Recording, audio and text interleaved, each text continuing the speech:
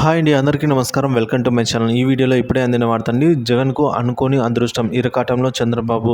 మరి ఆ వివరాలన్నీ కూడా ఈ వీడియో ద్వారా తెలుసుకుందాం. వీడియోని ఎక్కడే కానీ స్కిప్ చేయకుండా ఎండ్ వరకు చూడండి, అప్పుడే పూర్తి ఇన్ఫర్మేషన్ అర్థమవుతుంది. వీడియోకి ఒక లైక్ చేయండి ఫ్రెండ్స్. వీడియోలోకి అయితే వెళ్ళిపోదాము. ఫ్రెండ్స్, కేంద్రంలో ఎన్డీఏ ప్రభుత్వం కొనసాగుతోంది. ఎన్డీఏలో కీలక భాగస్వామిగా టీడీపీ, జేడీయూ ఉన్నాయి. జేడీయూ తాజాగా బీహార్కు ప్రత్యేక హోదాపై తీర్మానం చేసింది. మరి కొద్ది నెలల్లో బీహార్లో ఎన్నికలు జరగనున్నాయి. తమకు ప్రత్యేక హోదా లేదా ప్రత్యేక ప్యాకేజీ అయినా ఇవ్వాలని తీర్మానంలో ప్రతిపాదించారు. ఇప్పుడు ఏపీలో హోదా డిమాండ్ అయితే పెండింగ్ ఉన్న సమయంలో చంద్రబాబు పైన ప్రభావం పడనుంది.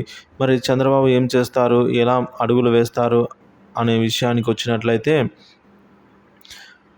తెర మీదకు హోదా. బీహార్ ముఖ్యమంత్రి నితీష్ కుమార్ ప్రత్యేక హోదా అన్ని అంశాన్ని అయితే మరోసారి తెర మీదకు తెచ్చారు. పార్టీ సమావేశంలో ఈ మేరకు తీర్మానం చేశారు. కేంద్రంలో ఎన్డీఏ ప్రభుత్వానికి మద్దతుగా నిలిచిన నితీష్ తమ రాష్ట్రానికి హోదా అంశం ద్వారా అయితే రాజకీయంగా మెలికబెట్టారు. కేంద్ర ప్రభుత్వం ఏర్పాటై ఇంకా నెల రోజులు పూర్తి కాలేదు. అప్పుడే బీహార్కు ప్రత్యేక హోదా కావాలంటూ నితీష్ తీర్మానం చేయడంపై రాజకీయంగా సంచలనంగా అయితే మారింది. పార్టీ జాతీయ కార్యవర్గము ఈ మేరకు ఏకగ్రీవ తీర్మానాన్ని కూడా ఆమోదించింది. సో జేడీయూ తీర్మానం ఏంటంటే, బీహార్కు ప్రత్యేక హోదా లేదా ఆర్థిక ప్యాకేజీని ఇవ్వాలని డిమాండ్ చేస్తూ తీసుకొచ్చిన తీర్మానాన్ని పార్టీ ఆమోదించింది. దీంతో పాటుగా ప్రశ్న పత్రాల లీకేజీ కేసుల్లో నిందితులకు కఠిన శిక్ష విధించాలని డిమాండ్ చేసింది. పరీక్షల్లో అక్రమాలను నివారించేందుకు పార్లమెంట్లో ప్రత్యేక కఠిన చట్టం చేయాలని కోరింది. ఇక నితీష్ తాజా నిర్ణయం ప్రభావం ఎన్డీఏలో కీలక భాగస్వామిగా ఉన్న చంద్రబాబుపై పడటం ఖాయమని కనిపిస్తోంది. రాష్ట్ర విభజన సమయంలో నుంచి ఏపీకి ప్రత్యేక హోదా డిమాండ్ ఇప్పటి వరకు పరిష్కారం కానీ అపరిష్కృతంగానే ఉంది. ప్రత్యేక హోదా ఆంధ్ర రాష్ట్రానికి.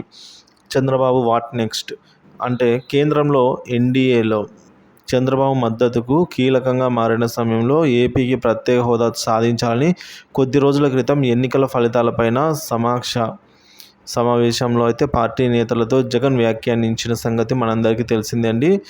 సో కాబట్టి గతంలో చంద్రబాబు సీఎంగా ఉన్న సమయంలో హోదా స్థానంలో ప్యాకేజీ పైన ముసాయిదా సిద్ధమైంది. అయితే హోదా చంద్రబాబు వద్దన్నారనే ప్రచారంతో నాడు ప్యాకేజీ పైన నిర్ణయం జరగలేదు. ఇప్పుడు నితీష్ తాజాగా హోదా పైన చేసిన తీర్మానంపై కేంద్రం ఏ విధంగా స్పందిస్తుంది, చంద్రబాబు ఎలాంటి వ్యూహం అమలు చేస్తారు, ప్రతిపక్ష పార్టీలు ఏం చెప్పబోతున్నాయనేది సర్వత్రా ఆసక్తిగా అయితే మారుతోంది ఫ్రెండ్స్.